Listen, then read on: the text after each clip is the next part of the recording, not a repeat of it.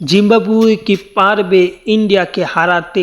6 জুলাই থেকে শুরু হচ্ছে জিম্বাবুয়ে এবং ইন্ডিয়া টি-20 সিরিজ। এই 5 ম্যাচের সিরিজ জিম্বাবুয়ের মাটিতে অনুষ্ঠিত হবে। স্বাগতিক হিসেবে কিছুটা এগিয়ে থাকবে জিম্বাবুয়ে, কিন্তু পারফরমেন্সের দিক থেকে জিম্বাবুয়ে একটি ম্যাচও জিততে পারবে না বলে বিশ্বাস, কারণ বর্তমান বিশ্ব চ্যাম্পিয়ন হচ্ছে ইন্ডিয়া। সেই হিসেবে টি-20তে অত্যন্ত সুন্দর একটি জমজমাট ম্যাচ হবে, মানে সিরিজটি অনুষ্ঠিত হবে, কারণ ইন্ডিয়া পূর্ণ শক্তির দল পাঠাচ্ছে না জিম্বাবুয়ের, পাশাপাশি জিম্বাবুয়ের পুরো দলটাই খেলবে।